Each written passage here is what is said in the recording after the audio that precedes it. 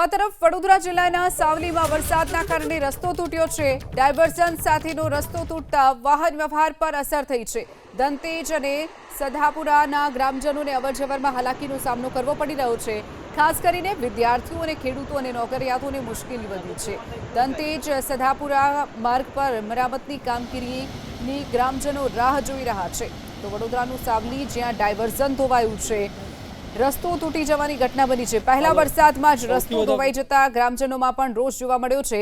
વાહન વ્યવહાર ખોરવાયો છે। ડાયવર્ઝન ધોવાતા દંતેજ અને સધાપુરા ગામનો જે રસ્તો જે બંને ગામને જોડતો રસ્તો આવેલો છે તે ધોવાઈ ગયો છે। દંતેજ અને સધાપુરા ગામને જોડતો આ જે કોઝવે છે એ આજે પાણીમાં ગરકાવ થયો છે। તમે હાલ જોઈ શકો છો કે કઈ રીતે પાણીનો પ્રવાહ જે છે એ વધી અને જે કોઝવે છે જે હાલ સંપૂર્ણ પાણીમાં ગરકાવ થયો છે।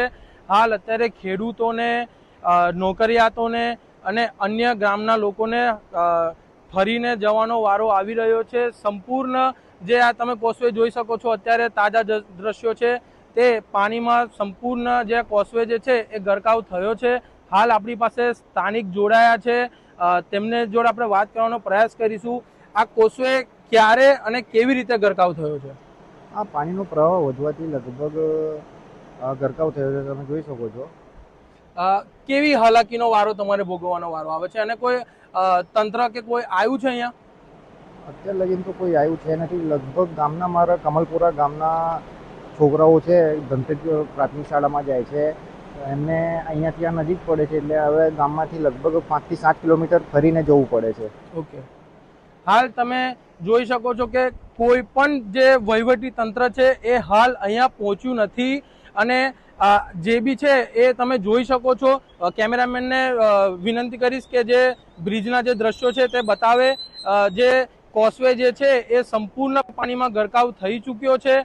હાલ એબીપી અસ્મિતાની ટીમ અહીંયા પહોંચી છે અને જે કોઝવે જે છે તે સંપૂર્ણ રીતે પાણીમાં ગરકાવ થઈ ચૂક્યો છે। હાલ વહીવટી તંત્ર અત્યારે સુધી કોઈ કામગીરી કરવામાં આવી નથી કે અહીંયા કોઈ પહોંચ્યું નથી। લખન પટેલ, એબીપી અસ્મિતા, સાવલી।